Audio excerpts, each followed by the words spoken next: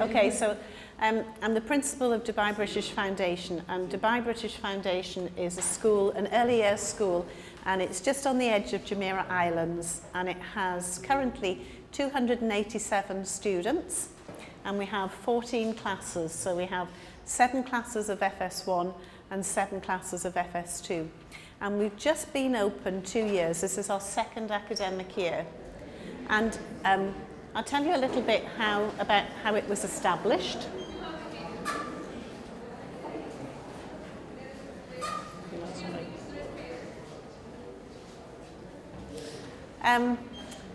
It was established to be a British curriculum school. It's a brand new school. It's a brand new building, and we were to have the British curriculum, but when I was invited to lead the school, I was asked what I would be able to do to make the curriculum distinctive, to make the school a little bit different, how I would enhance the early years foundation stage programme. So there were 2 things that I decided to incorporate into the curriculum. The first was Arabic, and the second was music. And it's those 2 things that I was hoping to tell you about. And at the end of the first year, when we looked at our results, at the beginning of the year, we had 65% of students who were EAL. So we had a big issue on our hands. We needed to do something to help the children acquire English quickly. So we did a variety of things, but one of the things I wanted to tell you about today, and was really hoping that this will work, is to tell you about how we used singing to help the children develop English and Arabic. And at the end of the first year, even though we had 65% children with EAL, and most of our children, therefore, in the first term were emerging in terms of attainment, by the end of the year, we had high percentages of children in the exceeding category. So we were clearly doing something right in that first year. And the thing that I think we were doing right was that we were singing a lot. And I do hope the presentation works, because it will be very difficult to explain the programme without the presentation. Fingers crossed.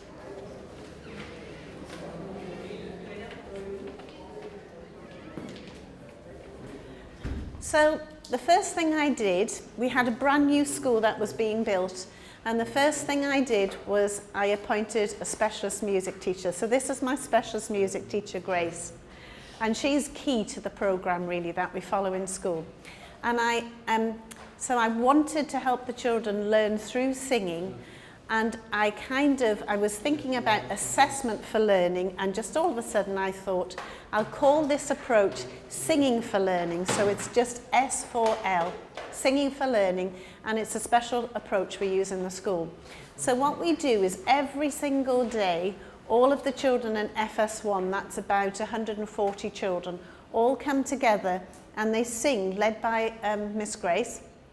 They sing for 15 minutes every day. The FS2 children sing for 25 minutes every single day, and there are 147 children who come together, so it's 7 classes of children. In addition to that, we have 2 specialist music lessons per class. So there's a lot of music happens in our early years school. If the children are in FS1, they have 2 30-minute lessons. And if they're in FS2, they have 2 45-minute lessons. So I think you can see straight away that we invest a lot of time in singing and in music. So that was key. We also, shortly after I appointed Grace, I appointed a specialist Arabic teacher. She speaks Arabic and English, and she has a very good early years methodology. So she works alongside Grace, and together they teach the children songs in Arabic. Now, some of you perhaps saw the children presenting at lunchtime. Just a week ago, we were asked if the children would sing If You're Happy and You Know It, and we managed to teach them 5 verses in Arabic in just a matter of hours. They are so accustomed to singing, and they learn so efficiently through song that they picked up that song no time at all, even though they're so very young. So this is going to work. Are we near? Are we nearly? So we have a lot of success helping the children to acquire English. We have a lot of success as well helping the children to learn Arabic, as you could see from those children this morning. So really I wanted to talk to you about the benefits of using singing in your curriculum. Obviously it's a very, very enjoyable thing to do. The children love singing. I think it comes very, very natural to singing to children. They're almost hardwired to sing and clap and dance, aren't they? So it comes very, very naturally to them. Are we close to having this ready? I'll just slot in there that through the EYFS, when the teams are planning together for their stages, that the way our timetable works, it's the way we set it out, that FS1, our timetable, they're specialists at our one time, and FS2 are all timetabled at the same time also. So that it means that music and Arabic can sometimes team up as well and do extra singing and extra work together. So there'll be 40 children on that occasion. But in the planning stages, when we all meet together, we set out their topic, we set out the songs and the music and movement for the classes, for literacy, numeracy, for science. And while the teachers do an element of that in their own classes then, but at singing time is when it's really when it takes off, I suppose, because you can do more work with lower ability, middle and higher, and you can see where they're going to come from too. You know how many songs they're going to learn, you know the language they're learning by the end of it. You know the language, the teachers are then using the same language in the classrooms as well, and it worked. I think that's why it works so effectively as well, that everyone's on the same page. But we're lucky as well that we do have that time to plan together when we do, the way our timetable works as well. Maybe just while we're waiting, we were going to, as part of the presentation, we were going to teach you a song. Maybe we'll do that now. The children, what we do through music and through song is we teach them some very sophisticated language. We teach them quite a lot of knowledge and skills. So for example, they can name all of the planets. They can name all the months of the year, the days of the week. They can spell through song, and they can name the 7 Emirates of the UAE, which is not so very easy for 3, 4, 5-year-olds. I wonder if anybody here feels they could have a go at naming the 7 Emirates of the UAE. Any of them? Anybody know any of the Emirates of the UAE? Dubai? Sharjah? Abu Dhabi? Fujairah? Ajman? Ras Al Khaimah. That's it. But you imagine expecting a 3, 4 or 5-year-old to do that is quite a hefty thing to do. So we sometimes take one tune and we put different words to it. So if you know the tune for she'll be coming round the mountain when she comes. So she'll be coming round the mountain when she comes. Well, we put, you might have done it too. The difficulty of the language. We put, there are 7 Emirates in the UAE, there are 7 Emirates in the UAE. And perhaps, Grace, you can play that if we're struggling and waiting for this presentation. I'll teach it to you. Oh, here we go. Hooray. Hooray. Is it working? I think so. I think so. To sing or not to sing? Now, which computer am I using? This one. This one. My notes are on here, however. Grace, do you want to move up this one and I'll refer? No, if you move the slides and I can refer to my notes. Right. So, Dubai British Foundation. I wonder if this will play. I don't. This. I had recorded the UAE national anthem. We were going to stand to the UAE national anthem and listen to the children singing it. Shall we skip that? Let's do it then. Let's do it. So these are our little children aged 4. These children are 4, and there's only 2 classes of them. You imagine there's a lot more impact when you hear all 14 classes. But if you'd like to stand, we'll start by listening to the UAE national anthem. Hopefully it will play.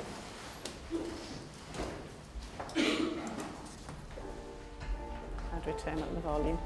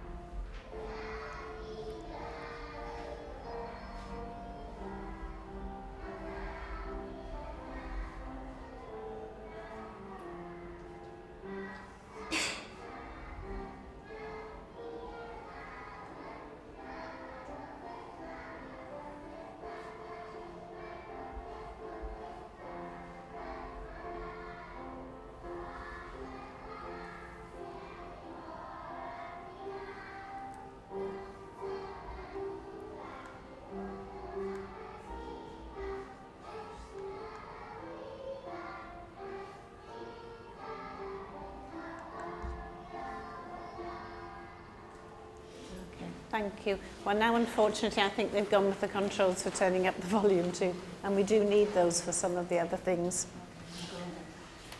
See if you can go and find the Grace. Can you move on to the next slide? Yeah. So that's our logo. It's been 15 minutes trying to get it. These were the results I was just going to show you from the first year. So you can see in this column, in terms of the children at an emerging level, there were a lot of children, there were high percentages of children who, for lots of reasons, weren't at the expected level, but by the end of the year we had high percentages in the exceeding level.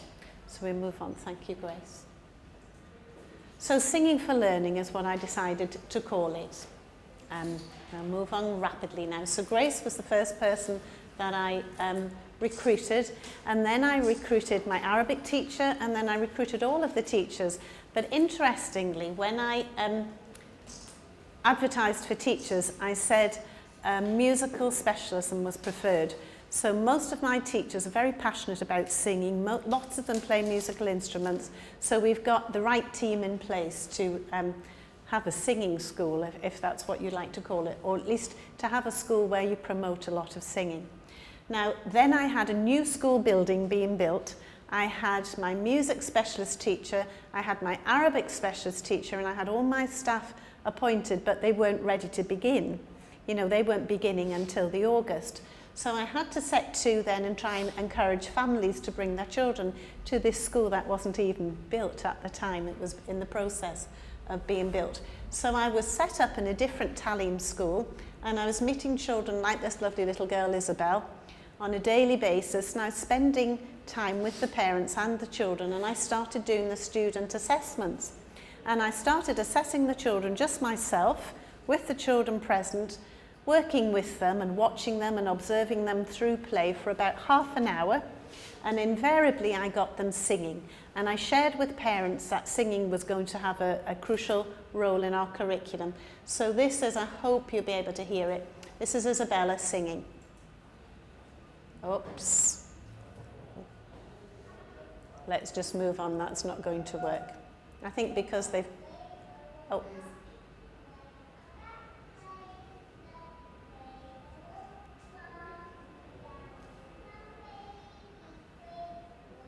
Let me just stop it. Well, you know, lots of little children do sing very well, don't they? They love singing. And of course they can sing before they even come to school. So that little child had turned up with a little doll. She was assessed by me, and with no, she, you know, had never met me before, but within half an hour she was singing. And that has happened with every child that I've assessed, really. And we now have 287 children in the school, and every single child I've assessed with the parents present, and I've assessed them one-to-one, and most of them have ended up singing, sometimes in Russian, sometimes in Chinese, sometimes in Arabic, but always singing, no matter what the language. So one of the important things that we were doing was introducing Arabic. And of course, you will know that Arabic doesn't need to be introduced until year 1, but we introduced it in FS1. So again, we did it through song. And I don't know whether this will play, but our children do love Arabic. And I think you will agree with me that perhaps across all of Dubai, we really need to get children loving Arabic from a very early age. And so we wanted to switch them on to enjoying Arabic, teach them it through song, make sure they've got lots of vocabulary, and so that by the time they go into year 1, they've almost got a head start and they're already keen to do the subject. So this is a recording, I hope you'll be able to hear it, of some children singing a song about winter, and it's just an example of the sort of level of Arabic that they sing at the moment.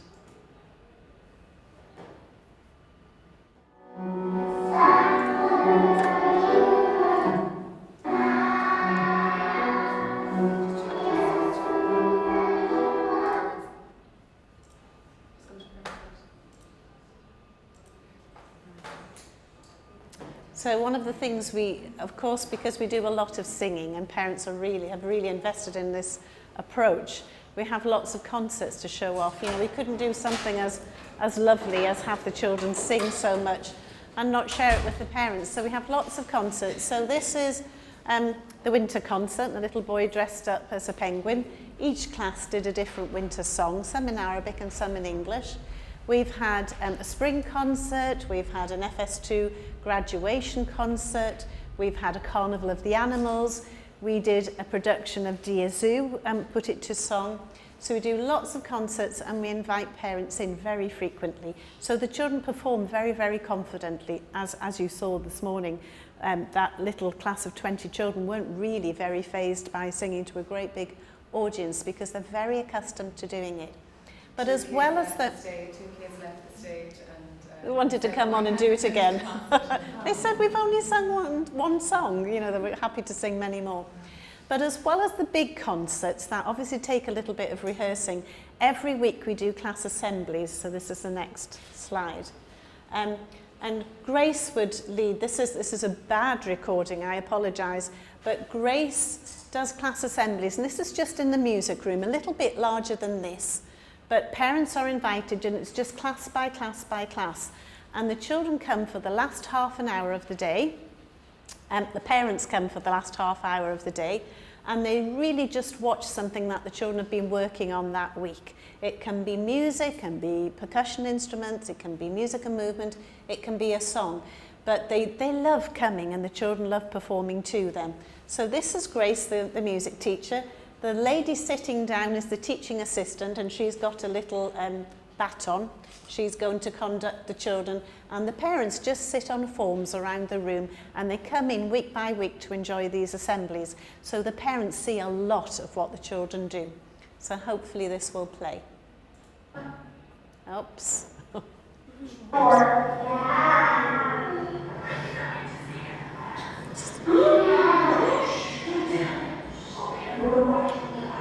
I don't know how to fix this.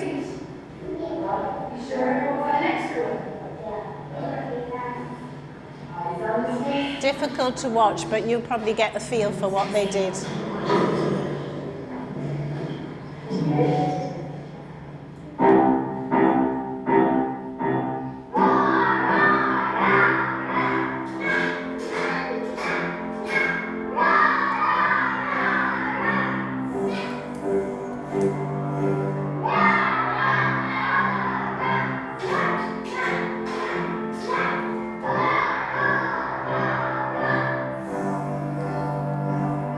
So they're really just using handbells and following a conduct.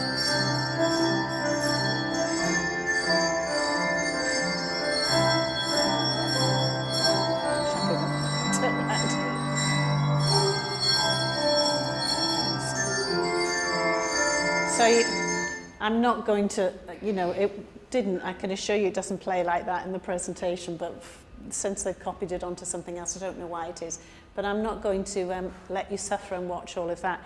But you could see it was just a song from The Lion King, and they were just three little groups playing the handbells and following the conductor. And that's a typical sort of thing we do at these class assemblies.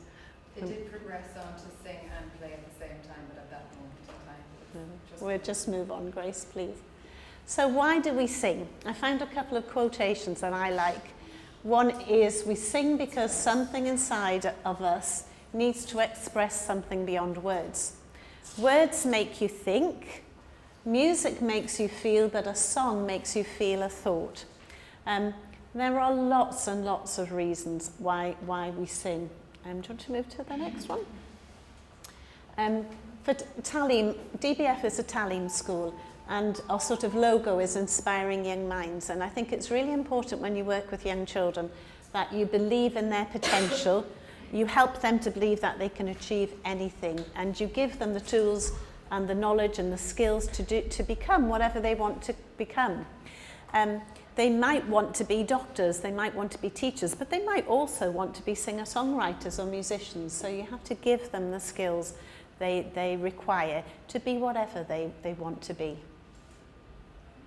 Nobody would question why children practice their writing. That's what these children are doing on these little whiteboards. They're practicing their writing, and nobody would question why you do that. But why sing needs a little bit more justification. and I'll have to refer here to my notes, I'm afraid. Let me give you some reasons to try to convince you, because you might not yet think it's a very important thing to do. So I'll give you some of the sort of scientific facts around this subject. Well, when children sing, it develops the lungs and it purifies the blood more completely, emptying the lungs of used air and filling them with fresh air. So actually children they really are exercising their lungs when they sing. Deep breathing, like you do when you're singing, it clears the lymphatic system of toxins, and thereby it supports the child's immunity. Research shows that singing increases endorphins in the brain, so it helps children feel good. You know, and it changes your mood. You know how a song can make you feel happy or sad, or it can cheer you up when you're feeling down. Singing helps improve speech. That's a really important one. You know, it helps with articulation. So when children sing, they're practicing speaking, and they're practicing, you know, if they can sing clearly, it helps them to speak clearly. It helps develop poise and confidence. It helps them to perform. Research from, I think it's Edinburgh University, is showing that the best way to learn an additional language is through song. Because if you learn a phrase and then you repeat it, if you hear it in a song and you repeat it, it draws upon that memory. And singing uses both sides of, you know, you use both sides of the brain at the same time, so it's more effective way to learn. So there are really lots of reasons. It helps break down barriers across, you know, cultural barriers, because you can sing songs in lots of different languages and about different topics. So it really is a very valuable thing to do. If we move on, Grace. One tune, many purposes. This is something that we do at DBF. We take a tune, a simple tune, like the tune for Clementine, you know, very simple traditional tune. Oh my darling, oh my darling, oh my darling Clementine. And you can put, there are 7 days, there are 7 days, there are 7 days in the week. Sunday, Monday, Tuesday, Wednesday, Thursday, Friday, Saturday. I apologise, you have to listen to my voice. You take also something like, you know, the theme from the Addams family. Yes. Da da da da da da. There's Sunday and there's Monday, there's Tuesday and there's Wednesday, there's Thursday and there's Friday, and then there's Saturday, days of the week. Days of the week. Also, you know, this, what I was telling you about the Emirates song, the 7 Emirates, it's really just, she'll be coming round the mountain when she comes, or she'll be riding 6 white horses when she comes, taking that tune but putting more complicated words to it. I think on the next one we might have a recording of the children singing that. No, next one? Did I have a recording of there are 7 Emirates in the UAE? No? No. No. Never mind. But, you know, believe me, the children very easily sing and know the 7 Emirates of the UAE. But Albert Einstein, you might be thinking, why have I got Albert Einstein? Well, great musicianship is known to inspire brilliance.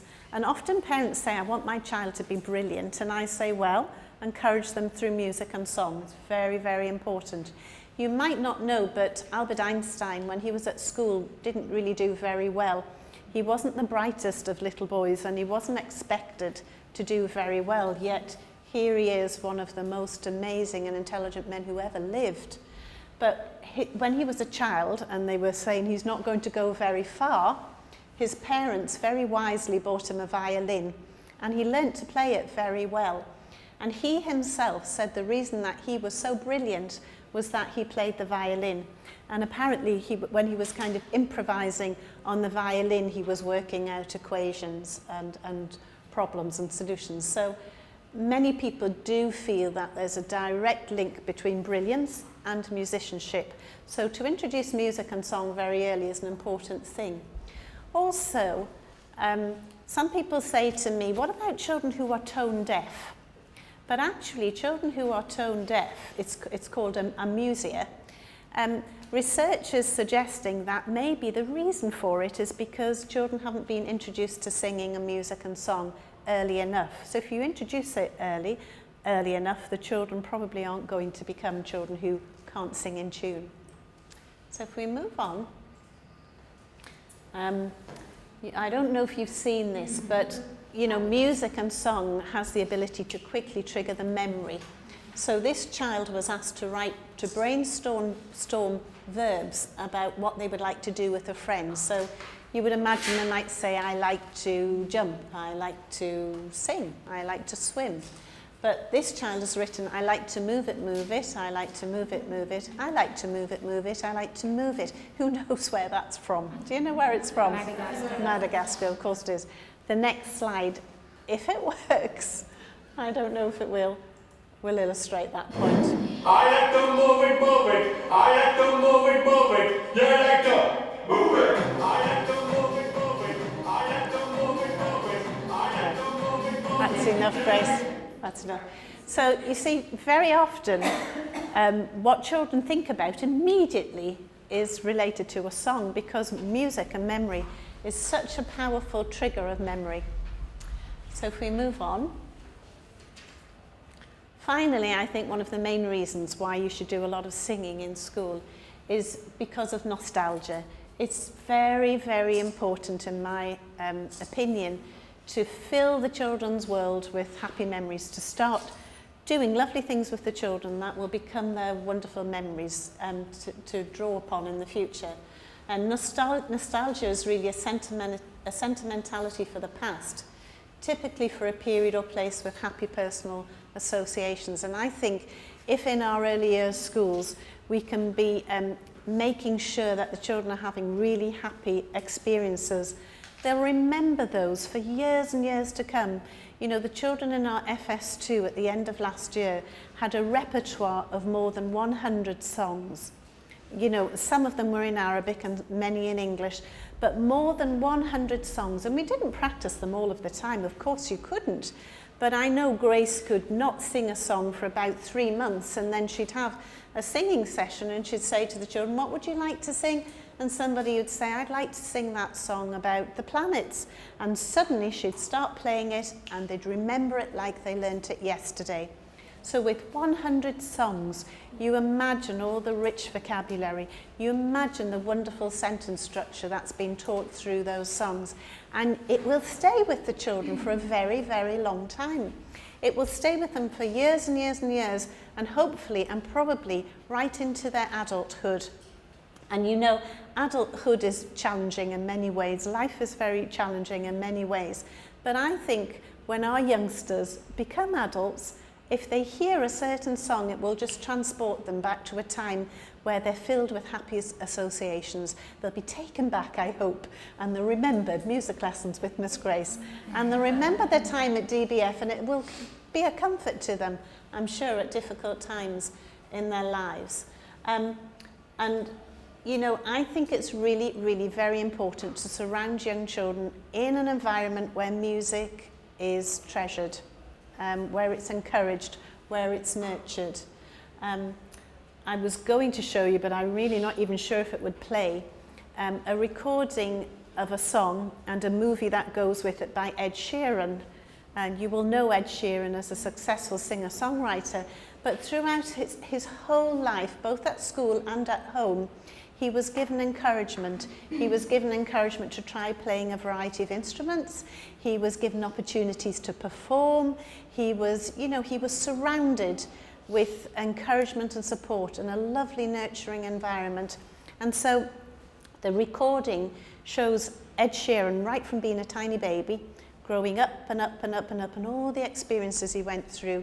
And his parents wouldn't have necessarily known that he was going to be a successful singer-songwriter, but they gave him the knowledge and the skills and the tools and the encouragement to be whatever he wanted to be. And of course, he is a very successful singer-songwriter. He had a dream. He had a dream to become a singer-songwriter, and he achieved it. But he achieved it because he was given encouragement and support. I'm not sure whether we should play it or not, and whether it will. Would you like to see it? I think I've probably gone a little bit beyond my time. But would you like to see it?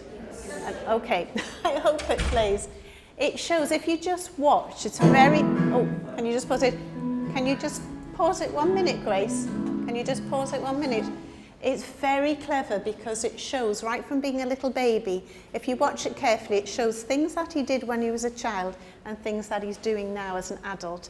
And it just, see if you can notice how many different musical instruments he learnt to play.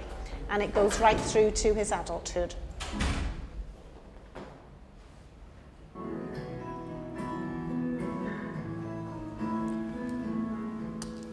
Loving can hurt. Loving can hurt sometimes, but it's the only thing that I know. When it gets hard, you know it can get hard. Interesting, you can tell it's him. Even as a baby, he looks the same. It is the only thing that makes us feel alive.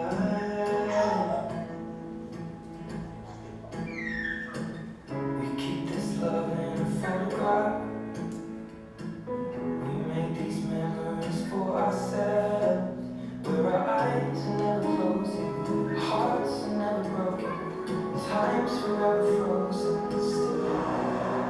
So you can keep me inside the pocket of your ripped jeans, holding me close until our eyes meet. You won't ever be alone.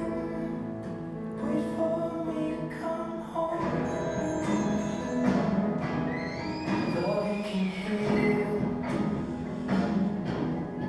Loving can mend your soul. And it's the only thing that I know. I swear it will get easier. Remember that with every piece of it's the only thing we take with us when we die. Keep this love in its photograph. We make these memories for ourselves, where our eyes are never closing, our hearts are never broken, time's forever frozen still. So you can keep me inside the pocket of your ripped jeans, holding me close until our eyes meet. You won't ever be alone. And if you hurt me, that's okay, baby. Only words bleed inside these pages. Just hold me. I won't ever let you go. Wait for me to come home. Wait for me to come home. Wait for me to come home. Wait for me to come home. You can feel inside the 'cause you go when you were 16. Next to your heart, where I should be. Keep it deep within your soul. And if you hurt me, that's okay, baby. Only words bleed inside these pages. Just hold me. I won't ever let you go.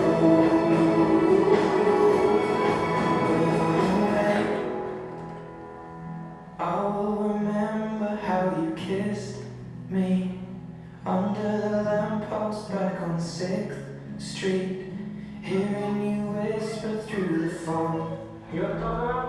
Wait for me to come home. So, you know, the parents might not all, our parents who bring the children to us might not all want their children to turn out like Ed Sheeran. You know, they won't all want their children to be singer-songwriters, but some might, and some children themselves might want to do that. And even if they don't, you know, even if they don't become musicians, even if they don't want to be singer-songwriters, if you've given them a good grounding in music and you've helped them to have a love of music, it's something that they can enjoy their whole lives through, no matter what they do. So I really, really do apologise for the complete mess of that presentation, but I hope you learned something about what we do. Thank you. Thank you. Yes, that is.